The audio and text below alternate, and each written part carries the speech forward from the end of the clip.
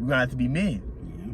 We're gonna have to have faith and have that vision through no matter what happens, man. And stuff is gonna get real crazy and stuff. We're gonna get very uncomfortable. We're already getting uncomfortable now, but we're gonna be very uncomfortable later. All right, you're gonna have to be a man. You're gonna have to have faith and have that vision through these things about to go through, man. But if you do that, then guess what? You're open for the Lord to come and help you. Exactly. Right? Because you gotta have that mindset of dying trying, man. Shit, I'm gonna die trying. That's the mindset of the world. Get rich and die trying. You gotta obtain your mindset gotta be obtain salvation or die trying. Exactly. Which really technically it's a win-win situation. kind of technically, because really you're not dying, because guess what? Those who be martyrs, they're gonna be risen right back up when Yahweh Shah returns. Exactly. So really technically they're not even dying, they're just asleep for a little bit. Now the 2/3, if they get put to death, right now we're in a time of Jacob's trouble, the Lord not raising them up. They're gonna have to come back to reincarnation in the kingdom. When the kingdom gets established on this earth, they're not gonna be risen back up. So they did get they are done.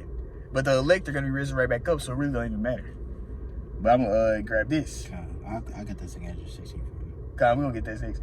This Psalms 23 and verse 1, a psalm of David. Yahweh is my shepherd, I shall not want. Now the word shepherd goes into like caregiver, and want means to be in need of anything, man. So basically King David had that strength. He was strong in the Lord, man. I don't need nothing else but the Lord. He said, man, the Lord taking care of me, I'm good. The Lord, my caregiver. So that means that King David had that mentality, like no matter what happens, the Lord got me. You see, and that's how we gotta be. That's why that song, we read that other psalm too. It was basically saying the same thing. My heart feel it, my mind, but the Lord is my strength. You gotta think about that heavy, because you gotta that's why I love how Jim Dallas and the Elder Ariella, he always pushes forth. Do you know what you're a part of? You're literally saying that you want this place to be destroyed. You gotta understand that you gotta have the mindset that the Lord have you. I'm not sure who it was. I don't know if it was Elijah who said, was it Elijah that said not to rain? Yeah, I believe it was Elijah. So if it wasn't Elijah, it's lucky, but one of the prophets. It was either Elisha or Elijah. Yeah, one of the prophets of Yahweh Shah, he did not want it to rain. He didn't want it to rain. He prayed a little for it not to rain. What is the result of it not raining? Famine, droughts, no food. So he understood that the Lord was his shepherd. He understood that the Lord got me. I don't want it to rain in this wicked ass place. It was Elijah, 1 Kings 17. Okay, yeah, he didn't want it to rain in the wicked ass place. He understood that the Lord had him.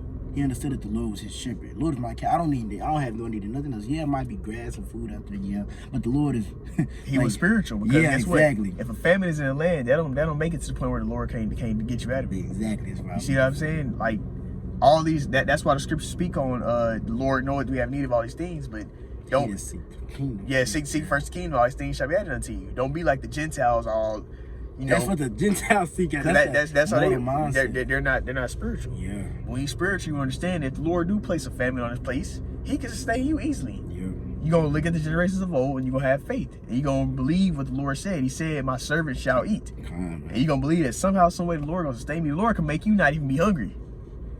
The Lord let a heathen do it. That damn nigga, Gundy, he was praying to demons, man. And he let him go 40 days without. He was his servant. Exactly. So the Lord can make it set up where you just not even being affected by it. Yeah, he have it to where you go a week. You know what I'm saying? Because the Lord's gonna. The Lord can do anything, man. Deny physics, as you'll say. The Lord can do anything. He's that far out. Yeah. He can make you not even people. You can only go this much time without eating that. Man, that science, that knowledge they have is vanity when it comes to the Lord, because guess what?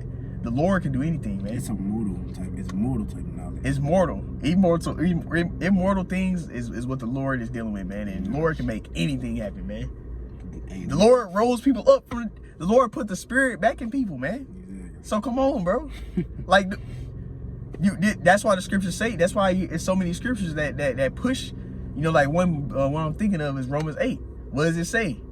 It says that if Most High be for us, who can be against us? Yeah. The Lord can literally put the spirit back in somebody if they is his. If he takes their spirit, oh no, I'm gonna put the spirit back in them. You had it happen to people so-called dying. The Lord get a ghost and they just say coming back to life. The little girl, the Lord spoke to her. The Hebrew, she wake up. Now I'm talking about people actually like recently. You know how be people that be saying like they'll show that they died and they just came. You know what I'm saying? Oh yeah. The Lord can do anything, man. That's the power we deal with, man. But you got to believe that, man. And it's gonna take your mind being strong to believe that. Like you said, you gotta believe that He is. You got yours. You have a shot. He delivered, man. Remember, He did 16 and 75, and this be the last one I have. God, I got a couple. It says, "Be ye not afraid, neither doubt, for Yahweh Bahasham Shai is your guide." So he's gonna be the one that's leading us. Yahweh Shai is gonna lead us through and be that and be secure. Matter of fact, let me grab that real quick. Hebrews, I believe it's Hebrews chapter 2. Because Yahweh Shai is gonna help us. He's gonna be making sure we get through these things we go through. And He led us in the wilderness. He's gonna be the deliverer. What does his name mean? He delivers or he saves. Come on, man. He led us in the wilderness. We in the wilderness now. Exactly. You see what I'm saying? We're gonna lead us again. God, this is Hebrews 2 verse 18. For in that he himself have suffered being tempted, so he was brought down as Abraham, right? He came down in the flesh. But what does it say? For in that he himself have suffered being tempted, he is able to secure them that are tempted. So it means to help, right? So Yahweh Shai is able to help us when we're being tempted. We're about to go through the great temptation, the hour of temptation, man. But guess what? Since him being in the flesh, being tempted, he's able to help us. He already knows what we need and how to get us through. Exactly. We just got to have faith. You got it. Says, I'm reading from the top, 2 Ezra 16 and 75. Be ye not afraid, neither doubt, for Yahweh Bahasham Shai is your guide, and the God of them who keep my commandments and precepts, said the Lord, Yahweh Bahasham Shai. So he's gonna be that leader. He's gonna guide them. He's gonna be that light in these dark times to those that can serve him. And like you said, this is a pretty direct precept. This precept upon Revelation 3 and 10. I got that too. You got it. You might as well read it then, because I have paraphrased it.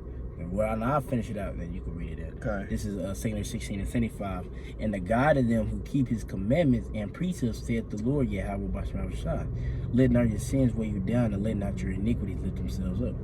So hey, that's how we got to be. We can't stop battling. Yep. You can't stop fighting, because that's what happens when you let your iniquities weigh you down. I'm not gonna battle the flesh no more. I'm just gonna stop serving the Lord. Yep. That's what you're doing, man. You saying I'm not gonna stop. I'm not gonna keep fighting this flesh. I'm just gonna let the flesh do what it do. It's easy. I'm not gonna be strong in the Lord, man.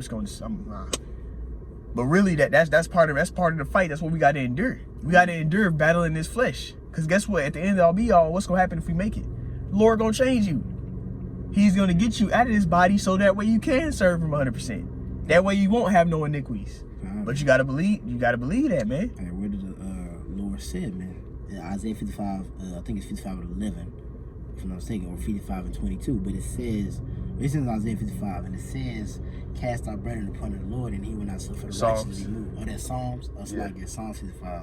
It said, "Cast our burdens upon the Lord, and He will not suffer the righteous to be moved." So don't put it upon yourself. You can't carry that shit. You know what I'm saying? Put it upon the Lord. He don't want to bring it upon you. Put it upon Him. He's going to wither it out. He's going to calm the storm. You just got to be strong in Him. You know what I'm saying? Because you putting the burden upon yourself, that means you putting strong in your flesh. You having confidence in your flesh. It says, "Cursed be the man that." Matter of fact, get that real quick. Yeah. Jeremiah 75 real quick. Because that's what our people have a tendency to do. Try and trust in themselves, but you ain't gonna make it by yourself. You ain't got it.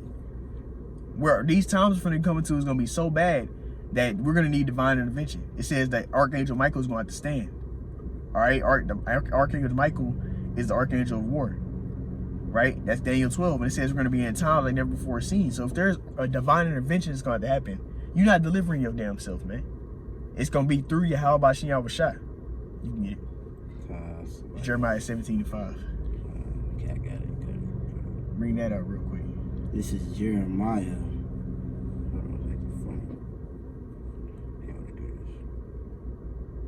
The Jeremiah 17:5. Thus said the Lord, Yahweh Bahasham Shai. Cursed be the man that trusteth in man, and maketh flesh his arm, whose heart departed from Yahweh Bahasham Shai. So your arm is representative for like your power, your arm, your strength. So guess what? You make your arm into yourself, you curse. Yep. You ain't gonna do nothing, man. All right, the Lord Yahweh Bahasham Shai is in control of salvation. right? That's why the scriptures say, blessed be our God, the God of salvation,